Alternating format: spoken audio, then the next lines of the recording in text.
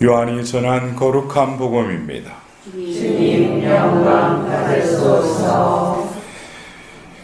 주간 첫날 마리아 막달레나는 시몬 베드로와 예수님께서 사랑하신 다른 제자에게 달려가서 말하였다. 누가 주님을 무덤에서 꺼내갔습니다. 어디에 모셨는지 모르겠습니다. 베드로와 다른 제자는 밖으로 나와 무덤으로 갔다. 두 사람이 함께 달렸는데 다른 제자가 베드로보다 빨리 달려 무덤에 먼저 다다랐다. 그는 몸을 굽혀 암아포가 놓여 있는 것을 보기는 하였지만 안으로 들어가지는 않았다. 시몬 베드로가 뒤따라와서 무덤으로 들어가 암아포가 놓여 있는 것을 보았다. 예수님의 얼굴을 쌌던 수건은 암아포와 함께 놓여 있지 않고 따로 한 곳에 개켜져 있었다. 그제야 무덤에 먼저 다다른 다른 제자도 들어갔다. 그리고 보고 믿었다. 주님의 말씀입니다. 그리스도님 찬양합니다.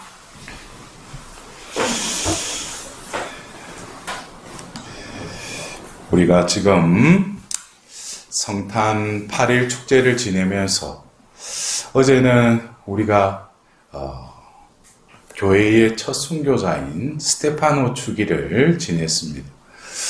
어쩌면 우리가 그 전날 성탄 대축일을 우리가 맞이하고 지내면서 예수님의 그 탄생을 기뻐했는데 그 다음날 또 죽음에 대해서 순교에 대해서 이렇게 바라보게끔, 그래서 어쩌면 겉으로 보기에는 이 성탄 8일 축제에 맞지 않는 좀 뭔가가 이렇게 색깔이 다른, 그것을 왜 교회에서는 성탄 대축일 다음날 스테파노 순교 기념 축일을 지내게 하고, 오늘은 또 사복음사가 중에 요한 복음사가 축일을 또 이렇게 배치해 놓았죠. 그리고 내일은 우리가 뭡니까?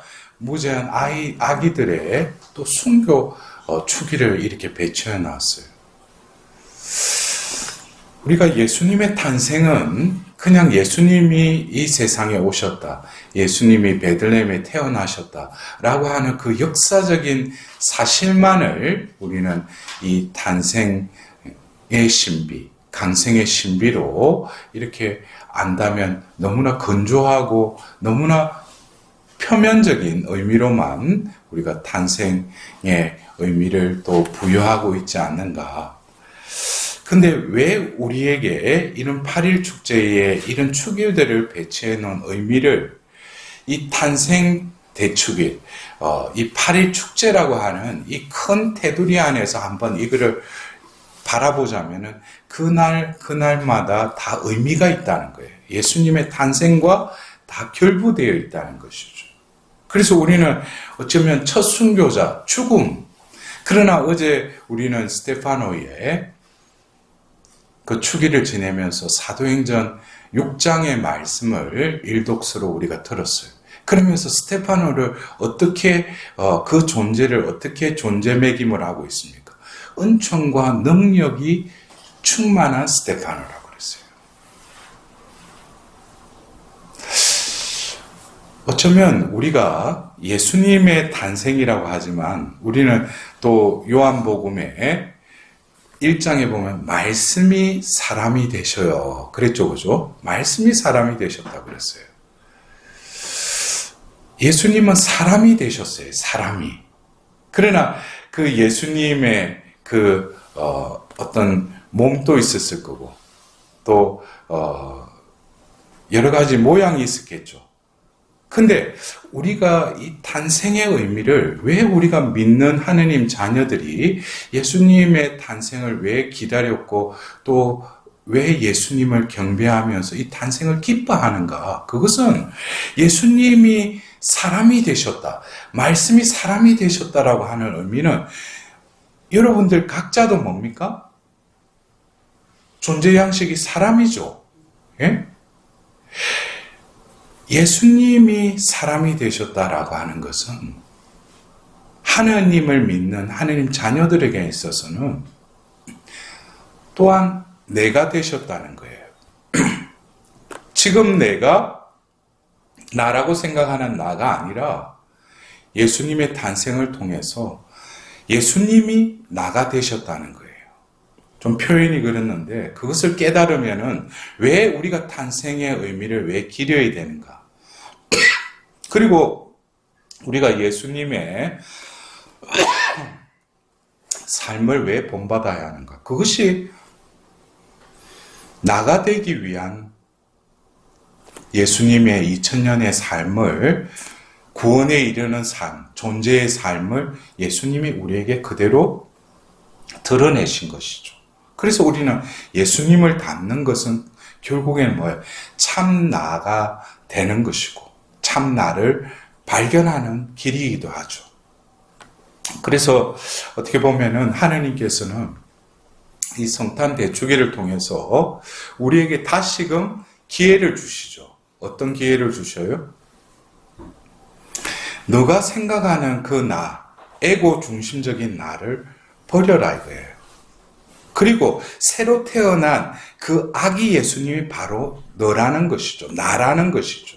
그렇다면은 올해도 이 전례력을 통해서 그 나가 예수님이 나에게 태어나시고 예수님이 자라듯이 나도 올해 예수님과 함께 살고 자라는 것이죠. 영적으로 말하면 성숙해가는 그 삶으로 우리를 초대하시는 것이 바로 이 성탄 대축일의 또 다른 의미이기도 합니다.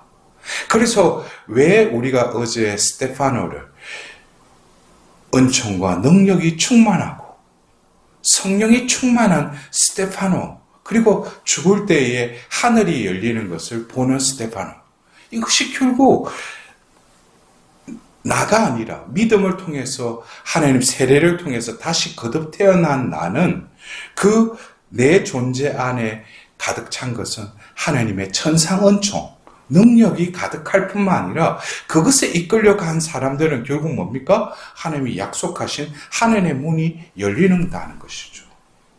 그래서 이 성탄의 이 팔보 축제 때 첫 번째 맞이했던 이 스테파노의 그 존재를 바라보자면 그는 뭡니까? 스테파노라고 하는 그 사람으로 살은 게 아니죠. 하나님이 사람이 되신 그 사람에 대한 믿음으로 그는 은총 안에서 살았기 때문에 그 월계관을 쓸 수 있었던 거예요. 그래서 우리가 어제 이 스테파노의 그 축일을 지내고 오늘 우리는 이 요한 복음사가의 축일을 지내면서 그렇다면은 이 요한복음 사가와 예수님의 이 성탄 8일 축제의 그 의미를 우리는 어떻게 바라보는가? 오늘 이 말씀 전례의 일독서의 요한 1서에서는 예수님을 어떻게 표현하고 있어요? 예수님은 말씀이 사람이 되셨는데 우리는 눈으로 보았고 살펴보았고 만져본 그것이 바로 뭐예요? 생명의 말씀이라는 것이죠. 그래서 이 말은 아니 예수님이 분명히 어떤 우리와 같이 외향적인 어떤 말씀의 톤도 그렇고 그 특정한 그 존재에 어떤 모습이 있었을 건데 그래서 나를 따라라 해서 그 갈릴리아 호숫가에서 예수님을 따랐죠. 따르고 그 3년 동안 예수님 곁에서 먹고 마시고 말씀도 들었어요. 그리고 예수님이 이 요한, 여러분들 우리가 세례자 요한도 그 선구자로서 이 대림 시기 때 요한의 그 탄생 이야기를 우리가 들었지 않습니까? 그럴 때 태어나자마자 저카리아라고 안 부르고 요한이라고 적었죠. 예. 근데 요한이라는 이 이름의 의미가 하나님의 사랑과 자비라는 뜻이죠. 그래서 그 가문에는 없는 그 이름을 그 존재에게 이렇게 부여했어요. 어떻게 보면 세례자 요한, 또 그리고 우리가 이 복음사가 요한 역시 그 이름에 걸맞는 예수님께서 어느 날 그 고기 잡던 그들을 사람 낳는 어부가 되겠다고 하시면서 부르신 것이죠. 그리고 그분을 따라다녔어요. 결국 예수님이 이 생에서의 삶을 마치시고 승천하시고 나서 성령을 받은 이들, 각자가 받은 그 은사에 따라서 요한은 복음을 적게 됐고 또 편지를 적고 묵시록까지 적게 됐어요. 그러면서 성령께서 이제 그들과 동고동락을 했던 예수님은 계시지 않지만 예수라는 그 존재가 과연 누구셨는가? 그것에 대해서 요한복음사가는 바로 성령의 감도하로 그분의 일생을 적는 데 있어서 공간복음과 또 다른 차원의 복음서를 적게 된 것이죠. 그러면서 요한복음 1장에도 로고스 창가라고 하는 그 말씀을 통해서도 결국 예수님은 말씀이 사람이 되셨다는 거예요. 응? 말씀이 사람이 되셨다. 그리고 요한 1, 2, 3서에는 또 뭡니까? 우리는 그 말씀, 생명의 말씀을 보았을 뿐만 아니라 또 그분을 만져보았다. 그 생명의 말씀 안에는 또 뭐가 있다는 거예요? 영원한 생명이 담겨져 있었다. 어떻게 보면은 바라보는 관점에 있어서 예수의 그 존재가 있는데 이분이 말씀이다. 또 이분 안에 영원한 생명이 있다. 이것은 자신이 깨달은 거 아니죠. 성령께서 깨닫게 해주신 것이죠. 그래서 오늘 복음으로 들은 이 복음의 말씀을 우리는 그냥 예수님 부활하신 그때에 우리가 이 말씀을 듣지 않습니까? 그래서 막달라 마리아의 말을 듣고 무덤으로 쫓아가죠. 그러면서 베드로와 또 다른 한 제자는 요한을 말하는 것이죠. 그러면서 그들이 들어갔다가 나왔다가 다시 들어가서 그 상황을 이렇게 서술하고 있어요. 그리고 요한복음 20장 8절에 그제야 무덤에 먼저 다다른 다른 제자도 들어갔다. 그리고 보고 믿었다라고 이렇게 이야기를 하고 있어요. 근데 여러분들 이 보고 믿었다라고 하는 것이 이 상황, 벌어진 이 상황, 2000년 전 비어있는 이 무덤을 보고 믿은 거예요. 거기에 대해서 오늘 이 복음에서는 나오지 않지만 이어서 9절에 뭐라고 하냐면은 그들은 예수님께서 사흘 안에 살아나셔야 한다는 성경 말씀을 깨닫지 못하였다 그랬어요. 여기서 말하는 요한복음사가가 말하는 이 8절에 보고 믿었다라고 하는 것은 비어있는 그 상황을 보고 믿은 게 아니에요. 예수님이 공생애 중에 그 공간복음에도 3번에 걸쳐서 뭡니까? 나의 죽음과 부활에 대해서 3번을 예고하셨죠. 그러나 그들은 그 말씀을 듣고도 무슨 말인지 몰랐다고 그랬어요. 또 어떤 기절에는 듣고 슬펐다라고 하는 말도 있어요. 요한복음사가가 말하는 이 20장 8절에 보고 믿었다라고 하는 것은 비로소 뭡니까? 예수님이 공생애 때 하셨던 그 말씀 자체이신 그분이 바로 이미 말씀하셨던 그 말씀을 그제서야 뭡니까? 그 말씀을 떠올려 주시고 그 말씀을 깨닫게 해주신 것이죠.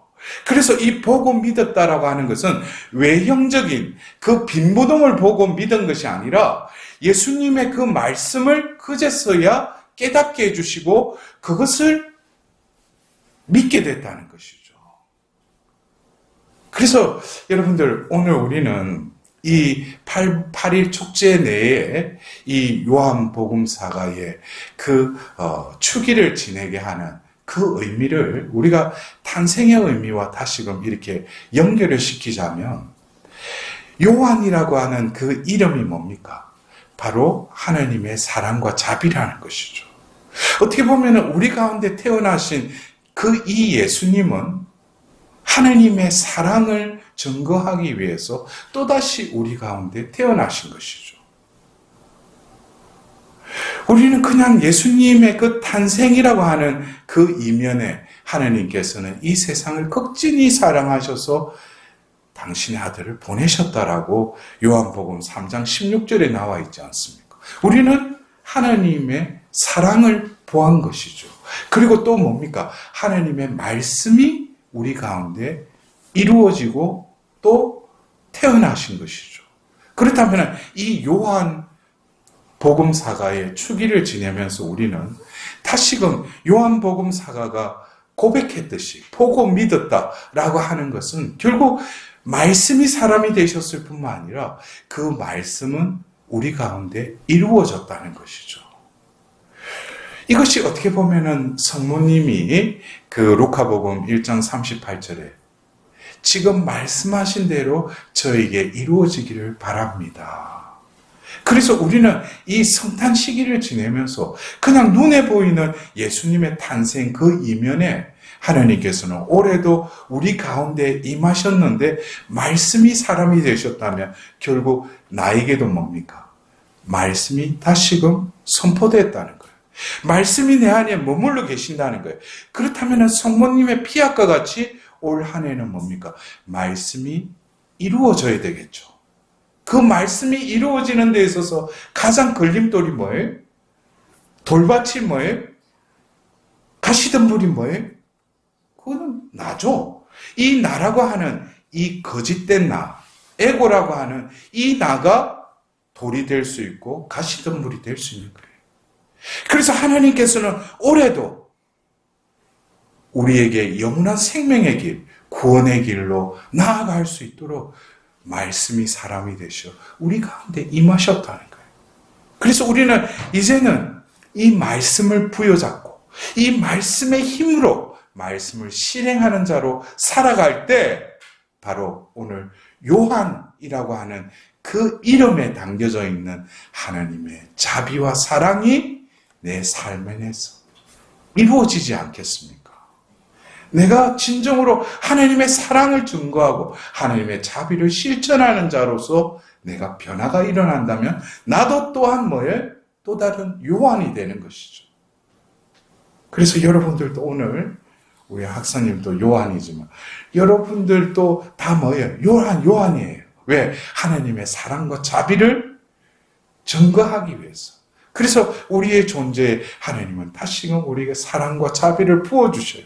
이제 내 존재가 그 사랑과 자비에 젖어들어야죠. 그리고 내가 바로 뭡니까? 사랑 덩어리가 되는 것이죠. 그래서 요한이 오늘 복음서에서 복음 중에 이 20장 2절에 자신을 어떻게 표현을 했어요? 예수님께서 사랑하신 다른 제자. 요한은 뭡니까? 자신의 이름뿐만 아니라 나라는 존재는 뭐라는 거예요? 예수님께서 사랑하신다는 것이죠. 여러분들 그래요. 우리가 세례 때 예수님께서 하늘이 열리면서 너는 내가 사랑하는 아들, 내 마음에 드는 아들이라고 그랬어요. 나에게 있어서 가장 큰 위로, 내 삶에 있어서 가장 큰 힘은 뭐예요? 하나님이 나를 사랑하신다는 거예요. 이 진리만 내가 부엽고 내가 담고 살아간다면 이 세상에 무엇이 두렵겠어요? 하나님이 나를 사랑하시는데 어떤 가죽백보다도 더 튼튼하겠죠, 그죠? 하나님이 나를 사랑하신다는 거예요. 하나님이 당신의 마음에 드시는지는 아직까지 내가 삶을 통해서 다시금 응답드려야 되지만 하나님은 무조건적으로 나를 사랑하신다는 거예요. 그래서 우리도 또 다른 요한이 돼서 우리도 하나님은 사랑이십니다 라고 고백할 뿐만 아니라 전할 수 있는 담대한 복음의 선포자가 될 때 우리는 오늘 이 하루를 지내면서 하나님께서 올 한 해도 얼마나 나에게 사랑과 자비를 베풀어 주셨는지, 더불어서 이 예수님의 탄생을 통해서 하나님은 나를 다시금 리뉴얼시키는 거예요. 나를 새롭게 하시는 거예요. 뭐로? 나의 존재를 당신의 사랑이요 자비의 존재로 다시금 거듭 태어나기 위해서 오늘 나가 되신 거예요. 이러한 탄생의 의미를 내가 깨닫는다면 뭔지 모르지만 이 추운 겨울에 이 혼란 속에 있는 이 나라의 모든 상황 속에서도 나는 뭐예요? 힘이 생기는 거예요.